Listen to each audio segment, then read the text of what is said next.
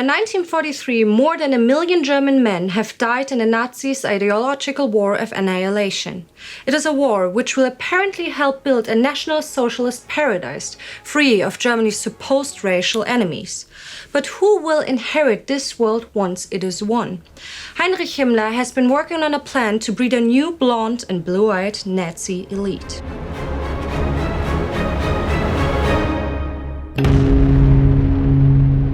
This is On Your Homefront, a series of World War II in real time. I'm Anna Deinhard. In the world of Nazi leaders, securing a future generation of racially pure children has been at the center of government policies since they seized power. On July 14, 1933, a law is passed that legalizes forced sterilization for those with genetic illnesses. Beginning 1935, Germans can only marry with a certificate from the health department declaring that no hereditary diseases run in your family. But the ability to make healthy babies isn't the same as actually making them. Germany has a declining birth rate and the numbers of terminated pregnancies is high. In 1930, a fertile woman has an average of 2 children, while in 1910 it was 4. The year the Nazis seized power, 960,000 children are born. In 1900, it was 2 million. One reason, but not the only one, for declining births is the social stigma for unmarried pregnant women, which drives a rising demand for abortions. But Reichsführer SS Heinrich Himmler has a plan to turn this around. On his orders, the SS founds the Lebensborn Association on December 12, 1935. Lebensborn, Fount of Life, seeks to encourage SS men and good Aryan mothers to procreate. How? By removing the common obstacle to having children, like financial problems or the availability of medical care. The association provides welfare to mothers-to-be by setting up nurseries where they can give birth and stay with their children afterwards. Lebensborn is funded by private donations, money from the National Socialist Welfare Organization, and membership fees from SS men. Around 50% of all those served by the Lebensborn are married to SS or SA men, but the other half are unmarried. Many Nazi leaders believe single mothers are socio-racially impure, but Himmler disagrees. Under his direction, the Lebensborn offers single mothers the chance to live out their pregnancies in secret. The association forges birth certificates for them so they can be classified as widowed or divorced. The identity of the father can even be kept secret, with the Lebensborn entering into guardianship of the child instead. Once born, children can stay in the association nurseries until the mother is ready to take care of them on their own. She is giving assistance in finding a job, and the association even negotiates alimony payments with the fathers. If no one is able to look after the child, they help to find appropriate adoptive or foster families. On August 15, 1936, the first Lebensborn nursery opens its doors in Steinhörig in Bavaria. It has 30 beds for mothers and 55 for children born in the home. By 1940, the number of beds will double. But of course, Himmler doesn't do this out of the kindness of his heart. He does it so he can create a new Aryan generation. A mother-to-be has to prove her purity with an Aryan certificate, a hereditary health certificate, a medical investigation by an SS doctor, a questionnaire about her personal life, and a handwritten CV with a photograph. Life in the nurseries is very strict. Women must help with household and kitchen tasks. They must give birth without painkillers and breastfeed their child no matter what. Parents who refuse to comply get kicked out. For those born out of wedlock, this means no more secrecy, no more guardianship, no more protection. Poof. The behavior of the women who do obey is carefully monitored. At the end of their stay, the nursery's director and head nurse grade mothers from 1 to 3 in the categories of character, health, political attitude, qualifications as housewife, and her relationship with her child. Fathers are also assessed, but only on their political attitude and finances. All these questionnaires go directly to Himmler, who files them away for the future when Germany is ready to start grooming the new elite. The highest scoring mothers likely consent to the SS name-give ritual that replaces a traditional christening. Here, the mother is asked, "German mother, are you willing to raise your child in the spirit of the National Socialist worldview?" The child also gets an SS member as their godfather. He commits himself to the duty of holding the mother to her oath. The climax of the ceremony is the ritual of the dagger. The director of the Lebensborn home touches the child with an SS dagger and speaks the ceremonial words. "Hereby I take you into protection of our Schutzstaffel and give you the name Hermann Heinrich Himmelsführer Siegfried. Carry this name with honor." You'd think that this obsession with purity would mean the nurseries are clean, state-of-the-art centers of care. Well, no. Lebensborn homes are packed tight. There are around 2.5 times as many children in total as initially intended. It means the actual level of care is very low.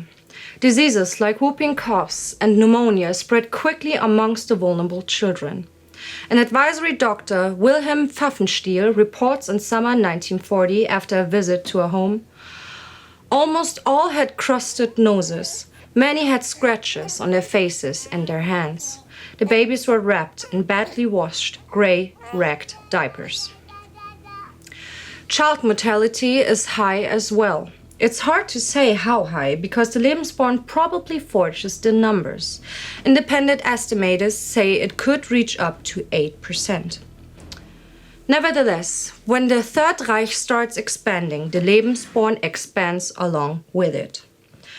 Nurseries are established in Norway, France, Belgium, and Luxembourg. It all follows Himmler's plan to populate the world with the Nazi idea of ideal Aryans. Himmler is especially enthusiastic about Norway.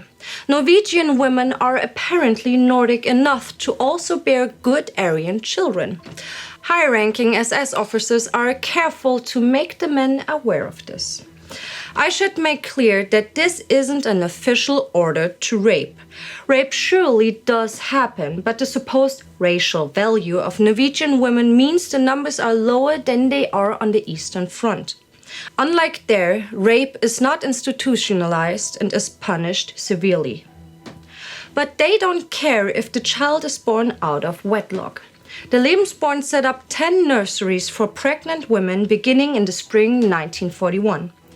During the war, around 8,000 Norwegian women will pass through the association, giving birth to about 6,000 children. Of course, these women have little choice but to accept, bearing the child of a German brandsure as a treacherous collaborator. Throughout the war, 200 to 250 of these children will be sent to the Reich for adoption. But it's not just children with German fathers who are shipped back. On February 19, 1942, Himmler orders the kidnap of children who, in his words, are acknowledged as carriers of valuable blood. The idea is that the children can be Germanized. Polish children selected for Germanization are brought to special children's concentration camps in Brockau and Kalisz to be examined by the Lebensborn health officials. Those younger than 6 years old receive new forged birth certificates with German names. Then they are re-educated to destroy any connection to their Polish heritage. Some of them are sent to Lebensborn nurseries in Germany where they are examined again. If they are deemed sufficiently German, they are given up for adoption. If they are not, they are sent back to Poland, most often back into the camp system, sometimes to the extermination factories. The number of kidnapped children across Eastern Europe during the war is unclear, but could be as many as 250,000. Of them, only a few thousand passed through the Lebensborn adoption system. Spartacus will cover the terrible fate of the others in a war against humanity special at a later date. In any case, as 1942 progresses, it becomes clear to the Nazis that the war will be much longer than they dreamed of, and that the loss of men will be great. Himmler is especially worried about his SS. On August 15, 1942, he sends them back home to sire as many children as possible.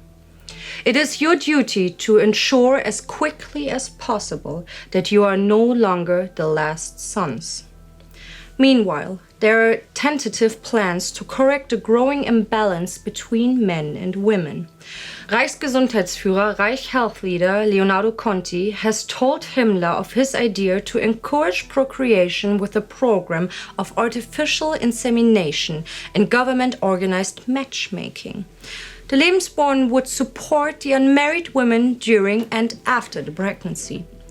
Himmler tells Conti that no such plans can be implemented while the war is going on. But at the end of 1943, his SS will set up the Rasse-Entsiedlungshauptamt, Race and Settlement Main Office, to organize matches for extramarital procreation. It's a pretty half-hearted idea and will never be very successful. On March 9, 1943, a new anti-abortion law enters into effect. Having an abortion, facilitating or performing an abortion, and even informing about abortions then carries the death penalty. Meanwhile, the Lebensborn doors continue to stay open to good Aryan women now required by law to live out her pregnancy. Not because of charity, but because of their hunt for racially valuable babies. But in the grand scheme of things, the impact of the Lebensborn is small. By the end of the war, a total of 12,000 children will be born in German nurseries and another 6,000 in Norway.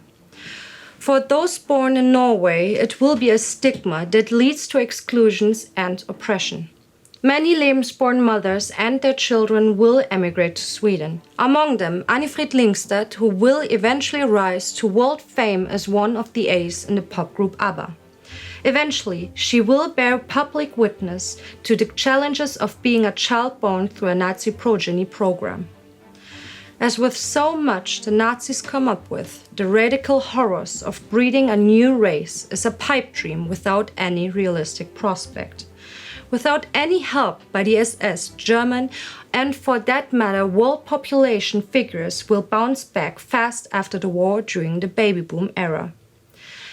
In a twist of irony for the Nazis, not even that dramatic increase in post-war births will be enough to satisfy German economic growth. From 1955 to 1973, Germany will welcome 14 million guest workers from Italy, Spain, Greece, Turkey, Morocco, Portugal, Tunisia, and Yugoslavia. More than 2 million of them will settle permanently and found families in Germany. To this day, they contribute to the diversity and innovation that makes Germany one of the most prosperous countries in the world. Indy and I did a video about women's situations in many places in the 1930s. Check that out here. Make sure that we can keep up our work to present the past in hope of a better future by joining the Time Ghost Army on patreon.com or timeghost.tv and ring that bell.